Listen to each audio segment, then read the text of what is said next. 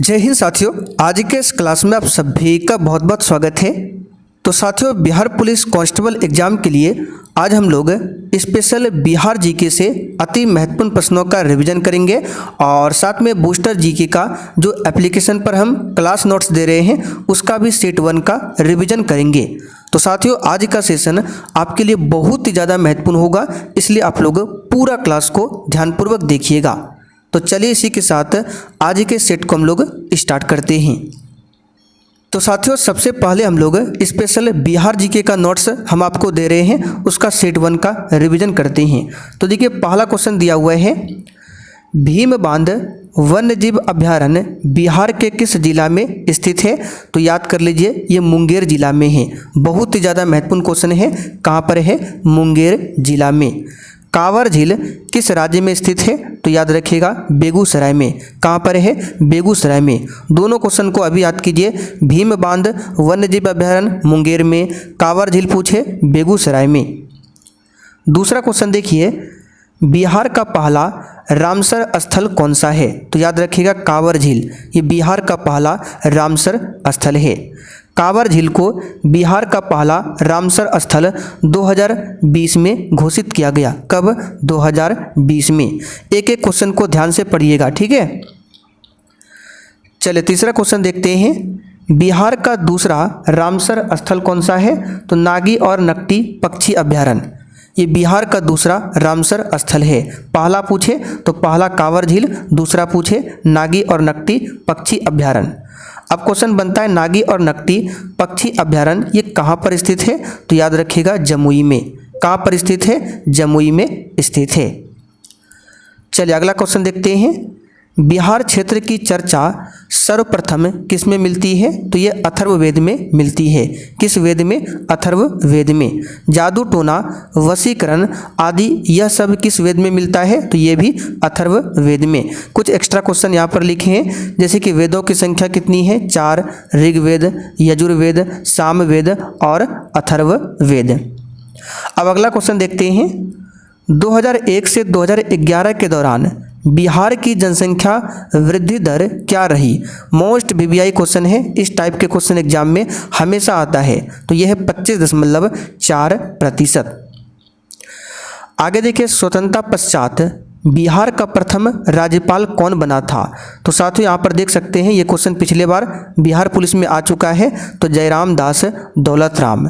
बिहार के प्रथम मुस्लिम राज्यपाल पूछे तो डॉक्टर जाकिर हुसैन। वर्तमान में बिहार के राज्यपाल कौन है? तो आरिफ मोहम्मद खान। देख सकते हैं, इसमें हमने करंट अफेयर्स के क्वेश्चन को भी ऐड कर दिया है। और देखिए, जो भी साथी चैनल पर पहली बार आए हैं, अगर आपको बिल्कुल इसी प्रकार से स्पेशल बिहार जीके का नोट्स चाहिए तो ये आपको मिल सकता है। इसी प्रकार से आपको जो क्लास में एक्स्ट्रा क्वेश्चन बताया जाता है उसका भी नोट्स मिलेगा। लगभग आपको 100 के आसपास इस प्रकार से नोट्स दिया जाएगा, जो कि आपके बिहार पुलिस एग्जाम के लिए बहुत ही ज़्यादा महत्वपूर्ण होगा।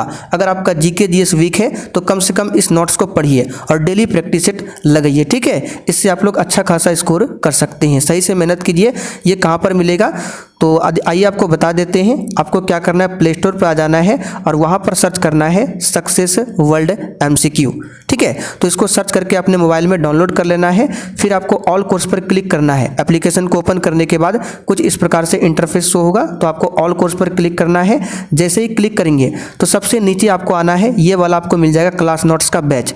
मात्र 89 का पेमेंट करके अभी आप लोग इस बैच को ले सकते हैं। ऑफर चल रहा है तो आप लोग देर मत कीजिए, 199 का बैच मात्र 89 में ले सकते हैं, ठीक है। और किसी भी प्रकार की समस्या हो पेमेंट करने में या और भी कोई समस्या हो तो ये हमारा व्हाट्सएप नंबर है, इस पर मैसेज या फिर कॉल करके भी जानकारी ले सकते हैं। तो हम लोग कहाँ थे? चलिए क्वेश्चन नंबर 7 से देखते हैं, लोकनायक की उपाधि किसे दिया गया है? तो इसका आंसर है जयप्रकाश नारायण को। बिहार में संपूर्ण क्रांति का नारा किसने दिया था? जयप्रकाश नारायण ने। जयप्रकाश नारायण ने संपूर्ण क्रांति कब शुरुआत किया था? 1974 में। 1942 में किसने आज़ाद दस्ता नामक एक क्रांतिकारी संगठन की स्थापना किया था? तो जयप्रकाश नारायण ने। यह क्वेश्चन महत्वपूर्ण है। जयप्रकाश नारायण को किस वर्ष में भारत रत्न से सम्मानित किया गया था? तो 1999 में। ये क्वेश्चन महत्वपूर्ण है। बिहार के प्रथम मुख्यमंत्री कौन थे? श्री कृष्ण सिंह। ये क्वेश्चन बिहार पुलिस में आ चुका है, याद कर लीजिए। बिहार के प्रथम मुख्यमंत्री श्री कृष्ण सिंह। अच्छा, बिहार के प्रथम मुस्लिम मुख्यमंत्री कौन थे? तो अब्दुल गफूर। ये बिहार के प्रथम मुस्लिम मुख्यमंत्री।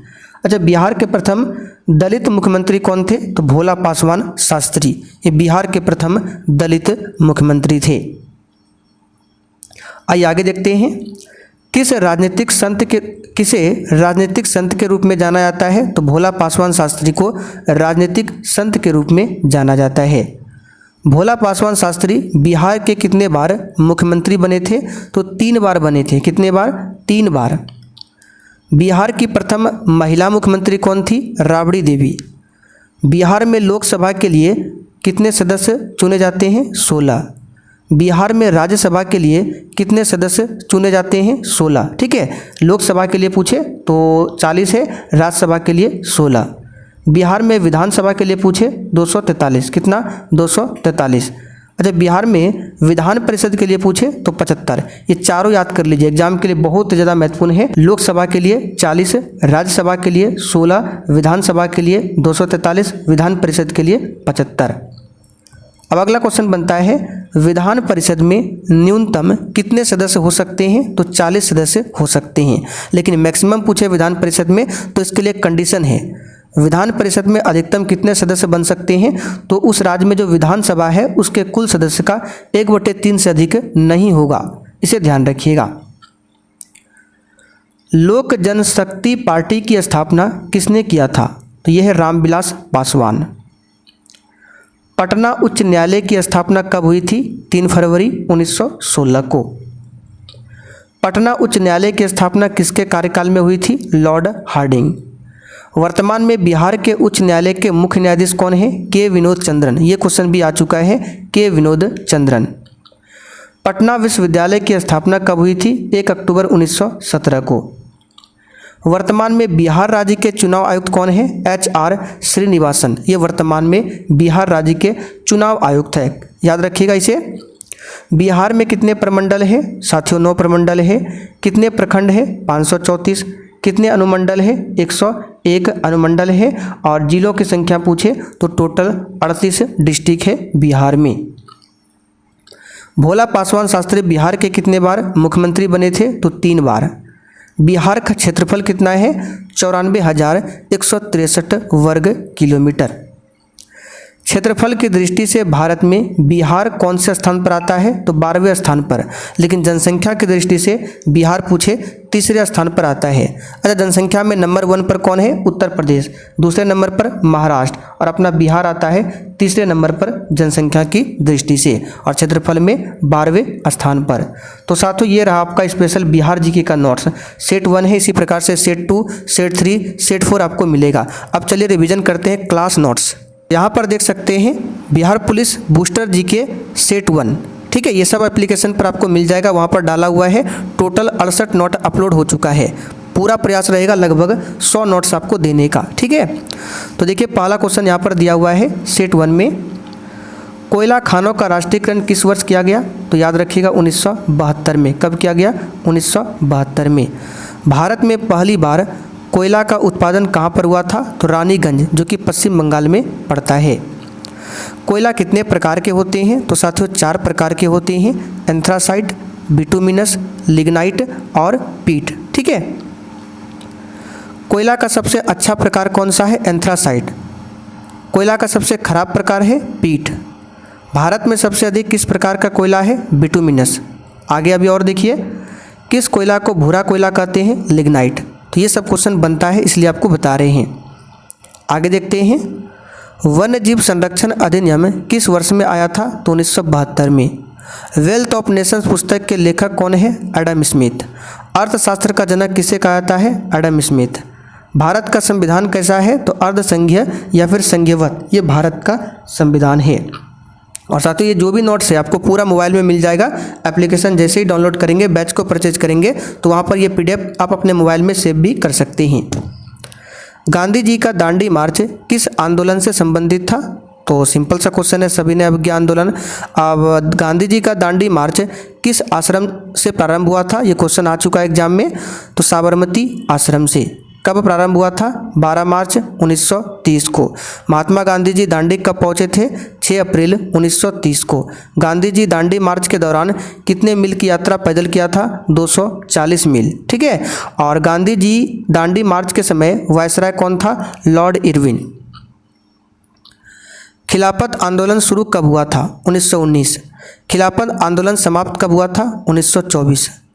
असहयोग आंदोलन कब शुरू हुआ था? 1 अगस्त 1920। असहयोग आंदोलन को वापस कब लिया गया? फरवरी 1922। असहयोग आंदोलन को किस घटना के कारण वापस लिया गया? तो चौरी चौरा हत्याकांड घटना। चलिए आगे बढ़ते हैं।